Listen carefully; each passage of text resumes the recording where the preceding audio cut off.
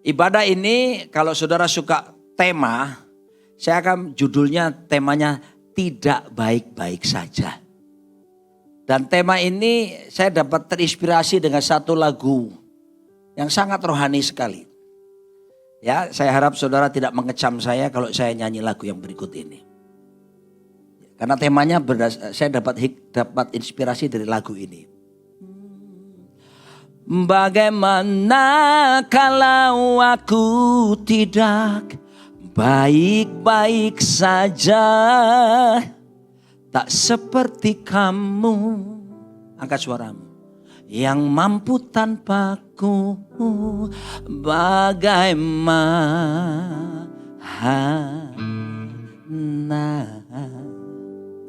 Selamat malam pemirsa, kita jumpa lagi dalam acara ini nanti. Saudara kekasih Tuhan, rupanya setelah kita mengalami pandemi COVID-19 yang memakan banyak korban, ternyata ada pandemi baru sekarang.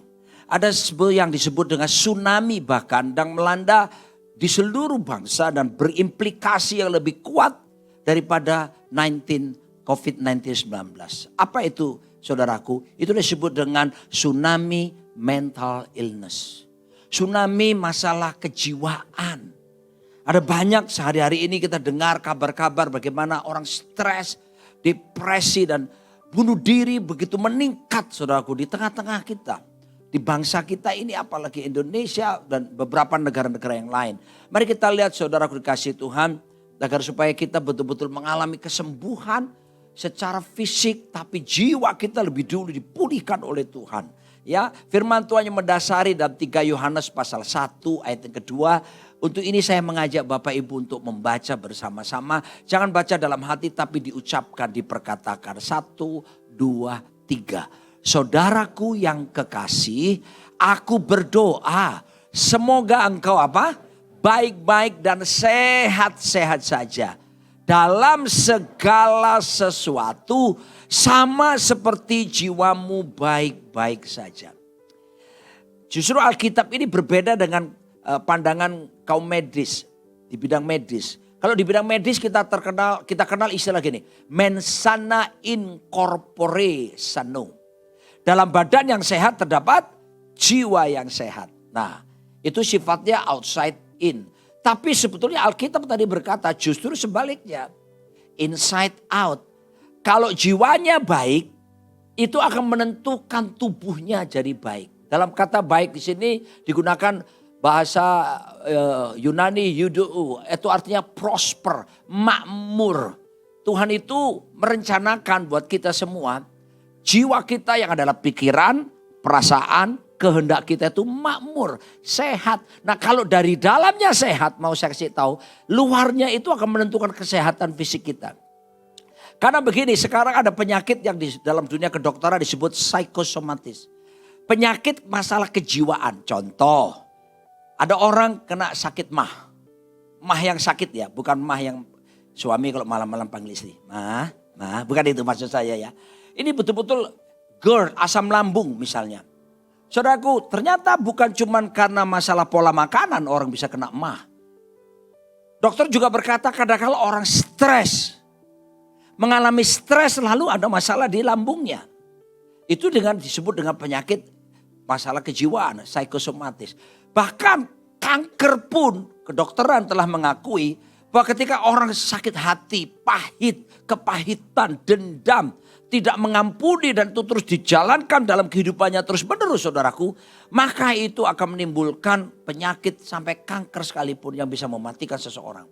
Nah jadi kita bisa melihat betapa pentingnya sehat itu bukan cuma dilihat dari luar fisik kita. Sehat itu Alkitab mengajarkan mesti dimulai dari yang di dalam lebih dulu. Pikiran, perasaan, kehendak kita harus sehat dipulihkan. Kita lihat kabar yang di sebelah kiri kanan kita. Saudaraku, berita-berita, saudaraku sudah lihat ya, disajikan. Ada siswa SMA dibully saudaraku hingga masuk rumah sakit jiwa. Ya, dan kasus bullying di sebuah sekolah yang terkenal saudaraku. Itu banyak terjadi. Sekarang saudaraku, kasus-kasus bullying ini sampai memakan jiwa. Next slide lagi. Bahkan saudaraku di kota Surabaya kita lihat bagaimana ada seorang yang mahasiswa bisa bunuh diri. Dan sangat menyedihkan karena itu orang tuanya adalah wakil gembala di salah satu cabang gereja kami di kota Surabaya. Saudaraku, sesuatu yang memilukan. Sekarang ini kasus bullying. Dibully, saudaraku, akhirnya ya tekanan jiwa terjadi dan kemudian memutuskan untuk mati, bunuh diri, saudaraku ya. Lalu beberapa contoh lain lagi, saudaraku. Bahkan krisis kesehatan mental sekarang melonjak ya di kalangan remaja. Bahkan Kementerian Kesehatan tahun lalu pernah memberikan kabar darurat kesehatan jiwa Indonesia saat ini mulai berjalan ke sana. Survei Kemenkes 97% anak SMP dan SMA sekarang sudah mengakses konten pornografi. Dan yang lebih mengerikan barusan saudaraku ditemukan. Kami melayani, istri saya melayani counseling dan melayani sekolah-sekolah gitu ya, banyak. Dia diundang. Lalu ada ibu-ibu yang konseling kepada istri saya bahwa anaknya baru kelas 5 SD loh. Dia punya WhatsApp group, ini anak perempuan, punya WhatsApp group. Dan saudaraku, isinya mamanya suatu yang mendapatkan konten pornografi yang disaksikan oleh seluruh teman-teman grupnya. Kelas 5 SD. Kenapa kita harus bersikap waspada? Sebab begini loh, dalam penelitian mengatakan orang kalau terjebak dengan pornografi, apalagi sejak SD, maka otak bagian depan namanya prefrontal cortex ini, daya kerjanya tidak bisa kuat lagi seperti kalau orang gak terjerat dengan pornografi. Akan terjadi penyempitan, akan terjadi pengecilan dan ini otak bagian depan ini, PFC ini bagian menimbang, bagian berpikir. Ketika pornografi menjejali, itu berpengaruh dengan kesehatan jiwanya ternyata. Masalah berpikirnya dia gak banyak menimbang dan saudaraku hasil-hasilnya kemudian adalah hal yang buruk bisa terjadi. Oleh sebab itu perhatikan ini serius masalah kesehatan jiwa ini. Apa kata Alkitab soal masalah jiwa ini? Kita lihat dalam 1 Petrus ayat yang pasal yang kedua ayat 25 berkata, sebab dahulu kamu sesat seperti domba, tetapi sekarang kamu telah kembali kepada gembala, Yesus Kristus maksudnya, dan pemelihara jiwamu. Ada kabar baik buat saudara, Tuhan kita bukan cuma menyelamatkan kita dari dosa sehingga roh kita dimerdekakan, roh kita diperbaharui. Kabar baiknya juga adalah Tuhan kita disebut pemelihara jiwa kita. Dia sanggup memelihara pikiran saudara, dia sanggup memelihara perasaan saudara, dia sanggup memelihara kehendak saudara. Bagian jiwa ini Tuhan sanggup memeliharanya. Bahkan Mazmur 23 dia menjamin kunci A. He restores my soul. Dia Tuhan yang akan memulihkan, menyegarkan jiwa kita. Kalau ada yang datang pada saat ini saudara dalam tekanan, saudara sedang dalam keadaan stres. Beberapa saudara galau perasaanmu, tidak menentu, lagi gak enak. Saya mau kasih kepada saudara, saudara datang pada alamat yang tepat. Tuhan Yesus bukan cuma berurusan masalah roh, dunia roh. Tuhan Yesus juga mengurusi masalah jiwa saudara, pikiran saudara, perasaan saudara. Tuhan bisa pulihkan, Tuhan sembuhkan supaya kalau saudara pulih, makmur bagian jiwamu. Saudara akan dibuat makmur secara fisik, makmur di dalam keadaan di luar saudara. Saudara aku kasih Tuhan, mari kita lihat dalam Mazmur 23 pernah berkata seperti ini. Kita nyanyi sama-sama dalam bentuk lagu. Tuhan adalah gembala, katakan kekurangan aku, takkan kekurangan aku. Ia membaringkan aku, ia membaringkan aku di padang yang berumput hijau, di padang yang berumput hijau. Perhatikan, ia menyegarkan, ia menyediakan hidangan bagiku di hadapan semua lawanku. Perhatikan ada satu kalimat tadi, ia menyegarkan jiwaku. Tuhanlah yang bisa melegakan, menyegarkan. Yesus berkata begini dalam kitab Injil Matius, marilah kepadaku, come unto me. Marilah datang kepadaku, hai kamu yang letih lesu dan berbeban berat. Memang kita tidak bawa pikulan berat. Tapi ada pikulan berat kalau terjadi di jiwa kita, bukan? Betapa kita mendapat beberapa orang stres, tekanan begitu kuat. Sampai akhirnya saudaraku mulai meninggalkan komunitas, maunya sendiri dan sebagainya. Akhirnya berujung kepada depresi yang begitu berat. Tapi kita akan melihat pada siang ini, kalau ada di antara saudara atau saudara punya teman, famili atau siapapun yang sedang bergumul masalah kejiwaan, saya berdoa supaya lewat hidup saudara, saudara bisa menjadi alat Tuhan untuk menyembuhkan mereka yang sedang bermasalah dengan masalah kejiwaan. Bagaimana kita bisa menyelesaikannya? Bagaimana caranya? Nah, ini dia. Bagaimana caranya sang pemelihara jiwa itu memelihara jiwa kita, pikiran, perasaan maupun kehendak kita. Saudara aku dikasih Tuhan, yang pertama jawabannya adalah firman Tuhan. Jangan pernah meremehkan firman Tuhan dalam hidup kita. Yesus berkata langit bumi ini akan berlalu suatu hari saudaraku. Tapi dia berkata but my word shall not pass away. Perkataanku tidak mungkin akan berlalu. Tetap ada, tetap abadi.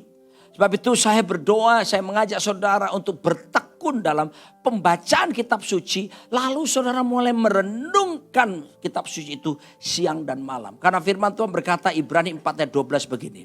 Sebab firman Allah hidup dan kuat. Dan lebih tajam daripada pedang bermata dua manapun. Ayo, pedang mana yang menurut saudara paling tajam selama ini?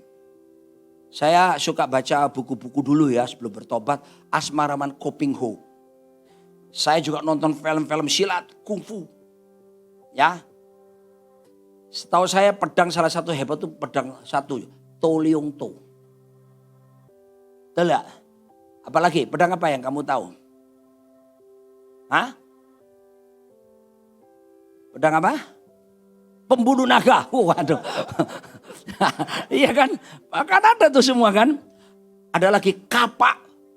Wiro Sableng 212. Wiro Sableng. Sinto gendeng sungguhan. Saudara, pedang-pedang tadi Anda bisa sebutkan. Mereka cuma bisa memisahkan misalnya leher dengan kepala. Tapi mana ada pedang yang satu ini, yaitu firman. Yang bisa memisahkan apa? Satu, jiwa dan roh.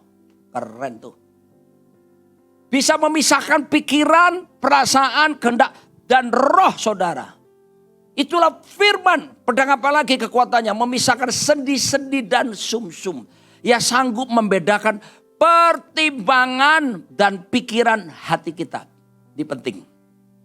Hanya firman yang bisa membedakan pertimbangan. Kalau dalam bahasa ilmiahnya alam sadar, conscious mind. Dan pikiran hati, alam bawah sadar, subconscious mind. Apa yang bisa membedakan? Firman. Maka itu saudaraku, jangan remehkan firman. Jangan ketemu firman hanya dengar khotbah seperti ini. Saudara mesti memberi diri dipenuhi oleh firman. Saya akan tunjukkan cara kerjanya. Kalau saudara baca Alkitab cuma sekedar baca atau dengar seperti ini. Itu biasanya cuma bekerja di yang disebut conscious mind, alam sadar tok. Ceklek sudah. Ketika saudara pulang, besoknya aja orang akan tanya, kemarin khotbah apa? Berapa banyak survei dibuktikan, beberapa hari jemaat sudah lupa khotbah minggu khotbah apa. Kok saya tidak ada respon ya, kayaknya di sini tidak seperti itu. Halo? Saya tanya sama saudara, minggu lalu khotbah apa pendeta yang jam yang sama saudara hadir?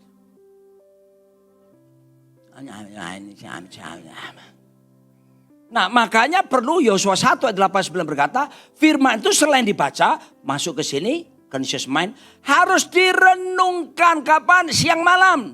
Nah proses perenungan inilah yang disebut proses repetition. Repetition is powerful my friend. Pengulangan itu penting. Sebab pengulangan itu proses akan memindahkan semua informasi yang kita terima di alam sadar. Di download dalam bahasa komputer. Masuk ke subconscious mind. Kalau sudah di download masuk ke sini saudaraku. Ini akan control your response. Will control your life. Kendalikan hidupmu.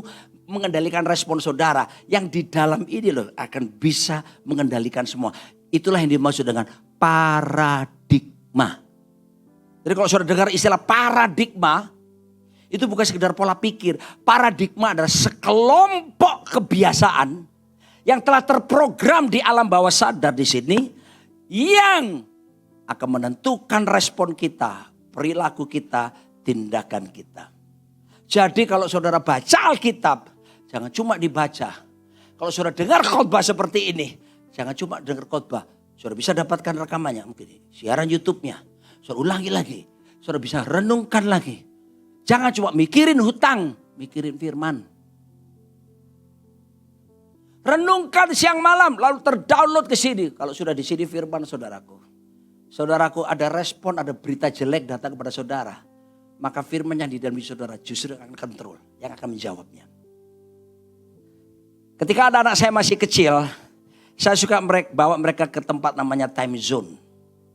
Salah satu mainan yang disukai anak-anak saya itu memukul kepala buaya yang nongol-nongol tuh. Ya, tahu ya? Oke.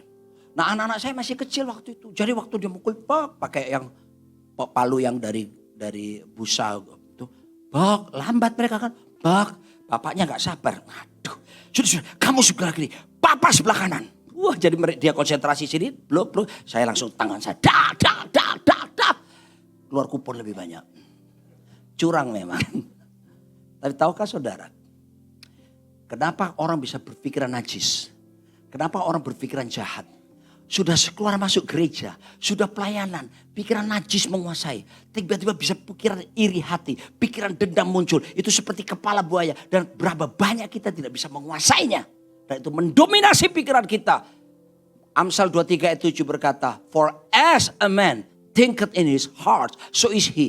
Apa yang dipikirkan seseorang dari dalam hatinya. Jadi ada dua pikiran, conscious mind and subconscious mind. Saya beritahu pada saudara, maksudnya apa? You are what you think. Kamu akan jadi seperti yang kamu pikirkan. Apalagi dipikirkan terus maka terdownload ke sini. Maka responmu akan seperti yang ada di sini. Coba bayangkan kalau firman Tuhan saudara baca, renungkan, termeterai di batin saudara.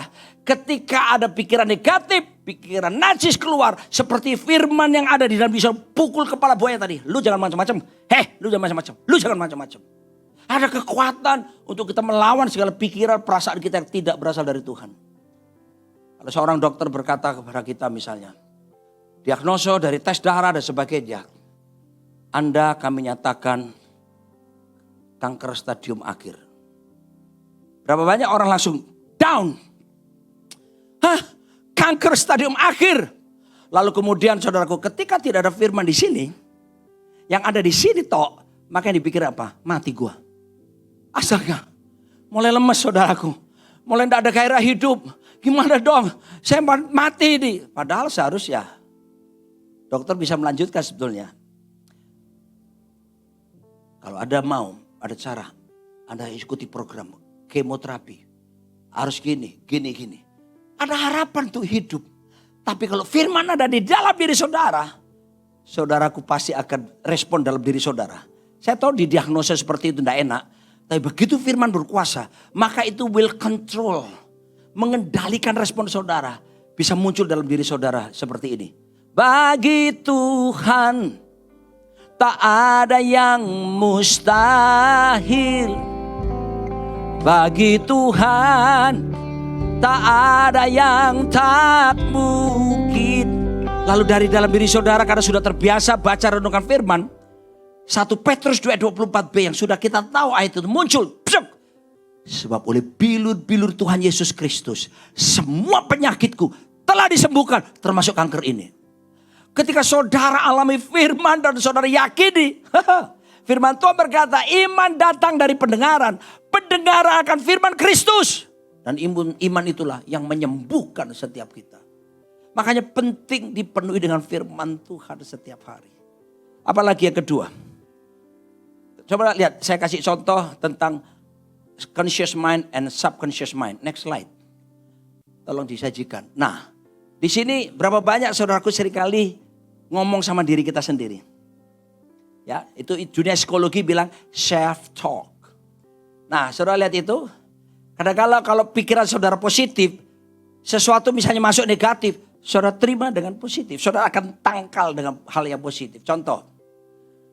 Ketika saya kena COVID-19 Maret 2020 itu masih baru datang COVID ya.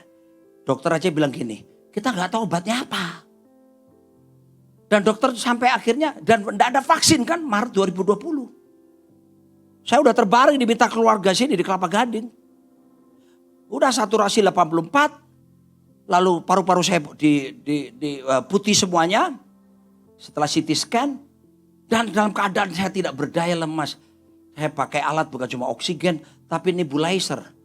Yang membantu memperbesar saluran nafas yang bunyinya tit, tit, tit. Saya sudah sampai taraf itu. Dan iblis datang di pikiran saya. Mati kamu. Tidak ada harapan kamu. Mati kamu. Apalagi saya lihat HP saya. Beberapa teman pendeta yang saya kenal, yang sudah selesai tugasnya. Yang kena COVID juga meninggal. Tiap hari berita meninggal hari itu. Tambah lagi mati kamu. Saudara, kalau saya turuti perasaan tuduhan iblis, mati kamu. Saya hari ini tidak khotbah di depan saudara. Apa yang saya lakukan saudaraku? Tidak. Saya berkata, oleh bilu-biru Yesus Kristus penyakitku telah sembuh. Saya berkata Filipi 4 ayat 13. Segala perkara dapat ku tanggung dalam Dia yang memelihara jiwaku. Saya berkata dalam Filipi 4 ayat ke-8. Semua yang benar, semua yang mulia, semua yang suci, semua yang adil, semua yang manis. Semua disebut kebajikan, sedap didengar dan patut dipuji. Itu yang menguasai pikiranku sekarang. Maka turunlah atasku damai sejahtera Allah yang melampaui segala akal. Memelihara hati dan pikiranku dalam Kristus Yesus. Tenang saudara. Dan saya mengalami kesembuhan ilahi. Saudara aku dikasih Tuhan. Saudara lihat ini gambar di sini. Ya, gambar ini menurut saudara betul atau salah? Kita sering lihat ini di Tom and Jerry. Makhluk jahat, makhluk bagus berkelahi. Lihat, kalau yang merah itu betul, makhluk jahat. 1 Petrus berkata iblis seperti singa yang mengaum-ngaum. Tidak mencari mangsa yang dapat ditelannya. Iblis berjalan keliling. Nah, tugasnya iblis itu kia-kia. Mau cari tahu mangsa ini. Jangan dipikir yang duduk di gereja ini aman. Belum tentu. Kalau saudara usahakan perlawanan lewat cara berpikir saudara yang dikuasai firman. Makanya saudaraku, dia harus dilawan.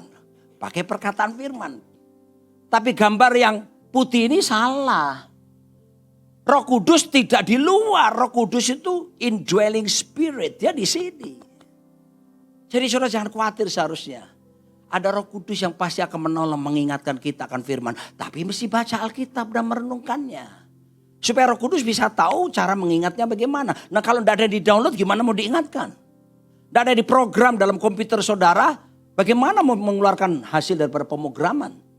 Maka program komputer hatimu dengan firman Tuhan. Isi tiap hari, renungkan siang malam. Saya kasih contoh ya supaya saudara gampang ingat. Ini kejadian beberapa tahun lalu bahkan sebelum COVID.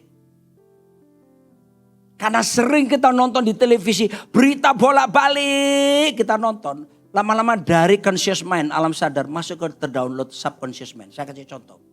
Saya kasih inisial aja. Saudara sebutkan namanya. Saya kasih contoh sedikit. Seorang wanita mengaku digebukin. Padahal operasi plastik. Siapa dia? Hah? Inisial aja. RS, betul kan? Itu sudah lama ya. Kenapa? Sudah masuk di download. Di sini.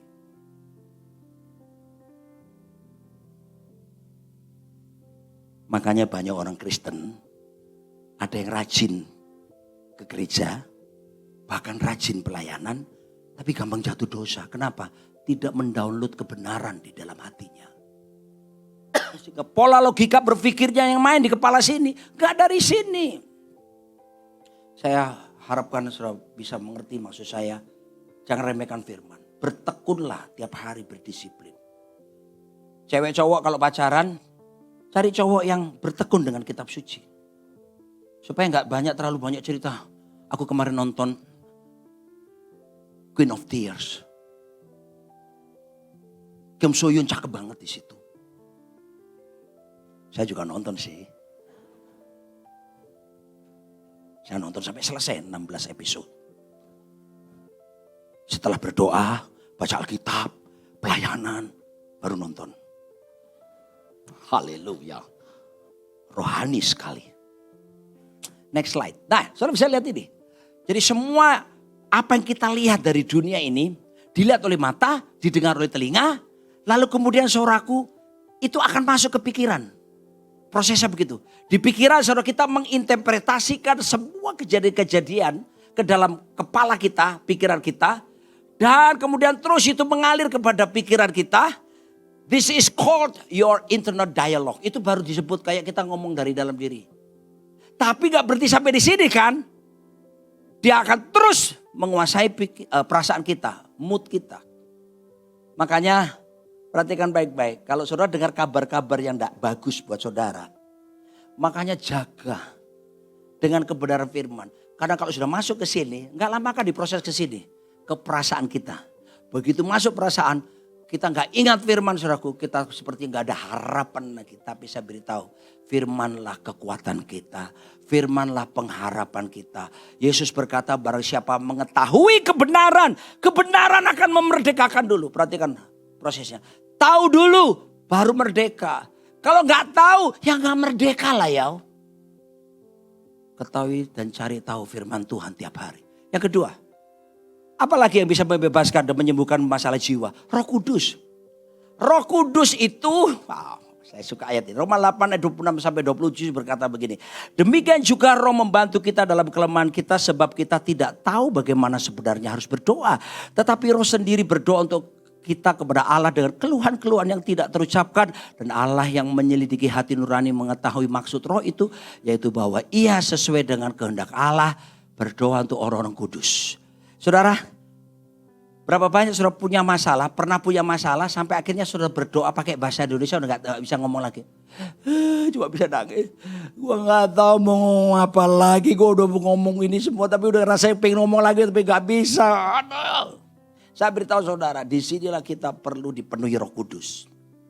Ketika kita dipenuhi Roh Kudus, salah satu tanda adalah berkata-kata dalam bahasa roh. Kita bisa berdoa dalam bahasa roh. Tolong Pak Sigit, bantu saya ke depan Pak. Ya, kan Bapak tinggi sekali orangnya kan. Nah, beda sekali kan ketinggiannya. Nah, Bapak jadi Roh Kudus. Saya Roni Daud Simeon. Yang sedang dalam pergumulan. Gak tahu gimana sudah akhirnya saya berdoa dalam bahasa roh. Ketika saya berdoa dalam bahasa roh. Oh handara kasih karara baralama. Oh rabakai itu dalam bahasa Yunaninya. Itu seperti kita dibantu Roh Kudus. Bapak Roh Kudus ya. Tolong rendahkan diri sejajar saya. Roh Kudus akan membantu saya. Bahasa Yunaninya membantu itu sunanti lambanomai. Dia membantu saya dalam kelemahan-kelemahan saya. Sehingga ketika saya berdoa dalam bahasa roh. Dengar, kalau doa dalam bahasa Indonesia. Doa saya masih bisa dikudeta atau digagalkan oleh si jahat. Karena dia mengerti bahasa saya. Tapi kalau saya menggunakan bahasa roh. Itu bahasa sandi.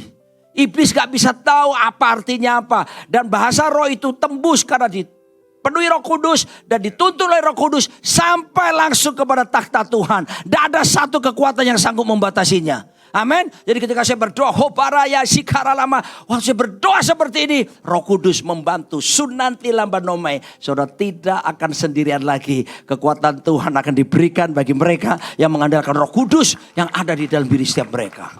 Silakan tegak berdiri lagi. Haleluya. Terima kasih Pak atas nama bangsa Indonesia. Saya ucapkan terima kasih. Semoga amal ibadahmu diterima di sisinya. Amin. Haleluya. That's the power of the Holy Spirit. Roh Kudus. Roh Kudusnya ada di mana sekarang Pak? Di sini. Begitu kamu bertobat terima Yesus. Roh Kudus akan berdiam. Roh Kudus disebut, kalau perjanjian lama disebut anointing, the anointing spirit. Roh yang mengurapi. Sifatnya apa? Datang pergi. Kalau hidupmu baik berkenan, dia datang. Kalau enggak dia pergi. Itu perjanjian lama. Perjanjian baru beda Pak. Disebut indwelling spirit. Roh yang berdiam, tinggal di dalam diri kita. Makanya minta doa kepada pemimpin-pemimpin rohani supaya Anda mengalami kepenuhan Roh Kudus. Salah satu tandanya berkata-kata dalam bahasa roh. Dan itu akan menolong saudara untuk bergerak dalam perjalanan hidup Anda yang selanjutnya. Selanjutnya apa lagi? Yang ketiga. Yang ketiga adalah perlu dukungan orang-orang sekitar kita. Makanya perlu ikut komsel. Kalau di sini apa namanya? Komsel.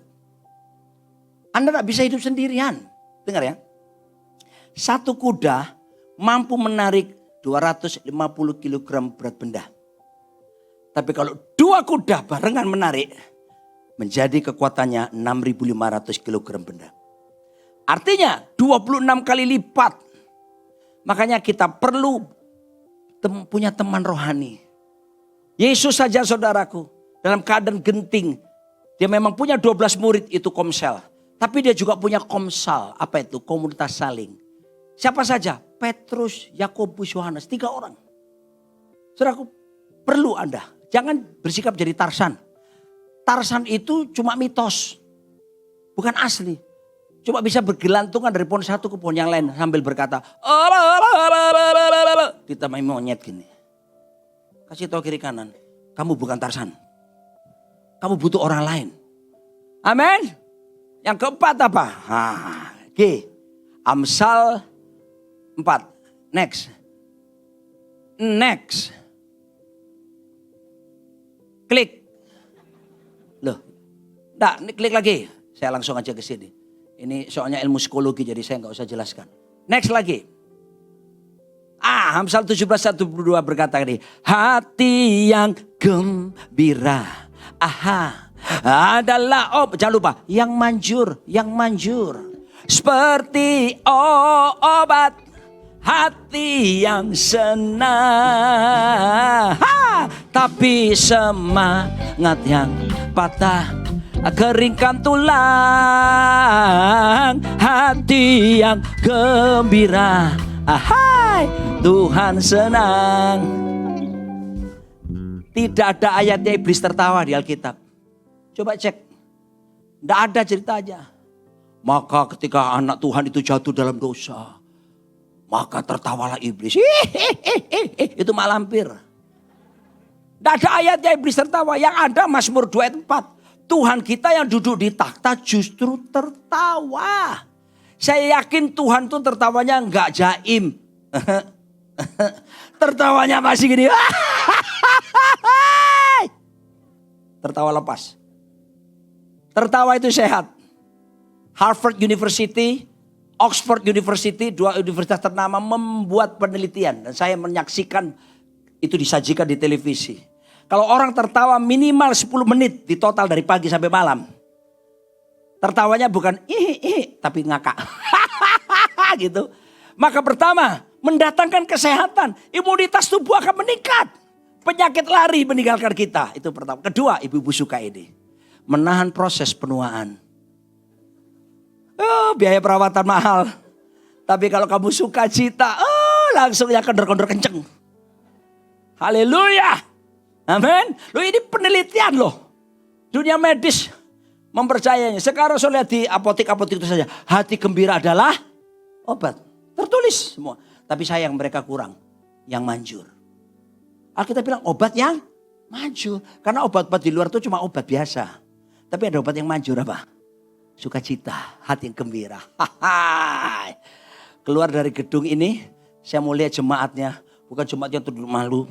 Terus mukanya gini. Itu agen rahasia iblis. Saya keluar masuk penjara, saudara. Maksudnya saya pelayanan ke penjara-penjara. Saya sedih kalau ketemu penjara narapidana. Siapa nama? Matius, Pak. Kasusmu apa? Pembunuhan, Pak. Namamu siapa? Samuel, Pak. Apa kasusmu? Perkosaan, Pak. Mestinya kan mereka masuk penjara karena beritakan Injil, ya kan? Bukan berbuat dosa. Yang lebih menyedihkan, ketua pelayanan penjara ngomong gini. Puji Tuhan Pak Pendeta. Kenapa? Jemaat bertambah banyak. Kalau di IC ini ya silakan. Tapi kalau di penjara janganlah ya. Oke. Halo, lihat kiri kanan saudaraku. Bilang begini, muka murah mengundang dosa. Yang harus diisi sukacita. Amin. Haleluya. Orang kalau sukacita, yang wanita kelihatan lebih cantik lagi. Yang pria lebih ganteng. Inner beauty mengalir keluar. Sadap. Yang terakhir, bagian berdiri supaya saudara tahu saya sudah selesai. Silakan berdiri semua. Firman Tuhan bisa melepaskan engkau dari gangguan kejiwaan. Kedua, Roh Kudus ketika hidup dalam komunitas, punya teman-teman rohani. Yang keempat, miliki sukacita, hati yang gembira. Itu obat yang manjur. Tapi yang kelima, berapa banyak kita berkata, Pak susah Pak, berat Pak. Waktu puji-pujian tadi Pastor Dave, aduh semangat. Tapi saya gak bisa Pak, perasaan saya Pak, hancur-hancuran. Hei, ngapain lu baper-baperan? Perintahkan jiwamu. Mazmur 103 mengajarkan, kunci G. Ngomong sama jiwamu yang malas-malas itu. Bless the Lord, oh my soul. Oh my soul. Sama-sama. Woohoo. Oh, sing like never before. Oh my soul, I'll worship your holy. Come on church. Beritakan jiwamu, katakan bless the Lord, Oh my soul, pujilah Tuhan ya jiwaku. my soul. Haleluya.